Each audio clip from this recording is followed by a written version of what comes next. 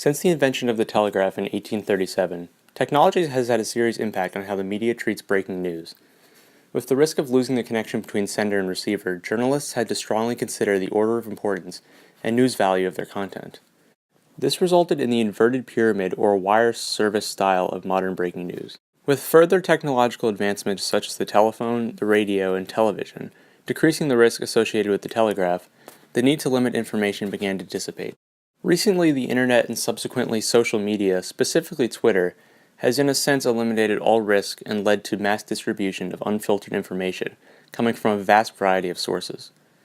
Twitter is an online social networking service providing users the ability to send and read short 140-character posts. With this service available to anyone with an internet device, posts come out quickly, vary in genre, and more importantly, quality and accuracy. Unlike the technology before it which helped journalists distribute pre-checked and factual information to the public, Twitter and social media sites introduce a new competition that forces journalists to shorten their process. Every news outlet wants to be the first to publish news, and there are millions of citizens striving for the same goal. The long necessary task of ensuring accurate and well-rounded objective reporting must be significantly altered, if not eliminated, simply to be first. And this new technology makes it easier for everyone to compete. The rise of social media apps have propelled the field of citizen journalism. With the smartphone, anyone can become a reporter. Anyone can post what they consider news quickly and with a limited or non-existent editing process. Citizens are becoming more concerned with immediate news than the accuracy and objectivity of the content. They don't have the same restraints as professional journalists with an ethical code. Journalists value timeliness, but they also value complete, factual, and objective information. Citizens are less likely to evaluate their content the same way. They face no editorial process, so they can post news through social media or live streaming before reporters. This could lead to people getting their information from citizen journalists rather than news journalists. The more popular citizen journalists get, the more people will blindly trust what is posted. When posts are coming out so frequently, people read them and move to the next without giving as much thought into the source, context, or accuracy as when reading the news article. The ethical editing process of professional journalists is also shortened, if not eliminated, when they use Twitter, Periscope, or Meerkat. This contributes to the change of trust between consumer and reporter. If citizens and journalists start to report the same way, is everyone's content on a level playing field? How can one attempt to minimize harm if they take no time to think about the content? Most of the public hasn't been educated on the ethical standards of journalists and therefore are more likely to live stream content that raises ethical issues. In dangerous situations like explosion in a Manhattan building recently, there is concern about an increase of the bystander effect as people stand around to film or post instead of helping. Not everyone can help in dangerous situations, but sometimes the desire for social media popularity may overshadow the desire to help those in need. This is an ethical issue with live streaming apps like Periscope or Meerkat. Do they cause a change in ethics as getting likes or views may become more important than helping others in times of need?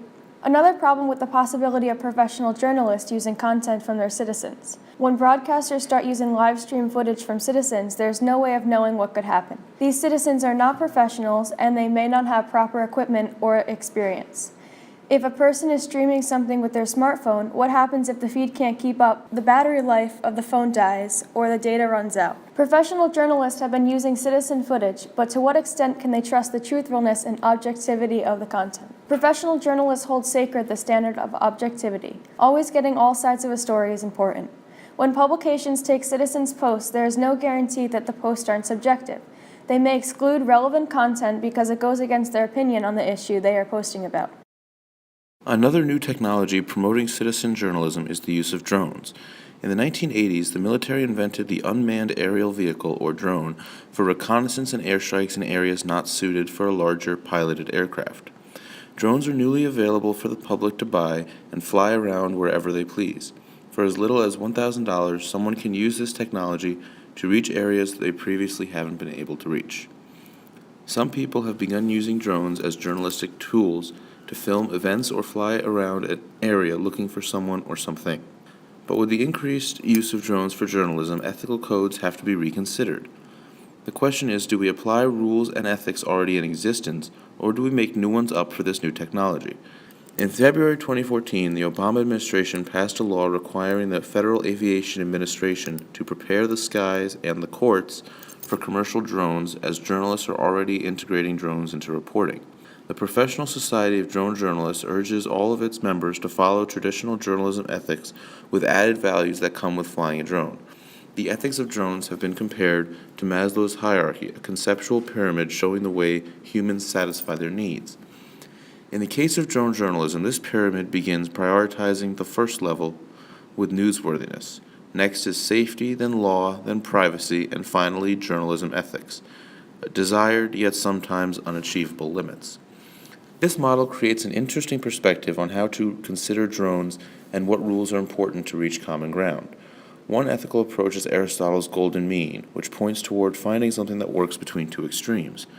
With the number of state legislatures that are considering or have enacted some sort of drone legislation, any solution is likely to fall somewhere in the middle of two extremes.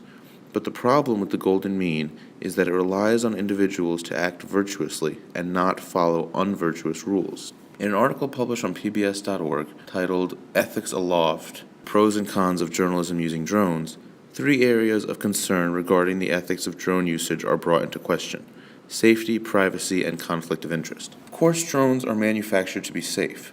The issue is the possibility of pushing them past their limits and having them crash or getting stuck in a crowd and causing injury to people or property. As long as we keep them within their limits of weight, space, and speed, drones should be physically safe.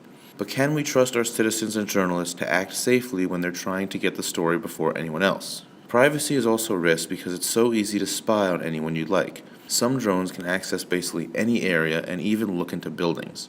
So what's to stop the people who aren't considering the ethics of privacy?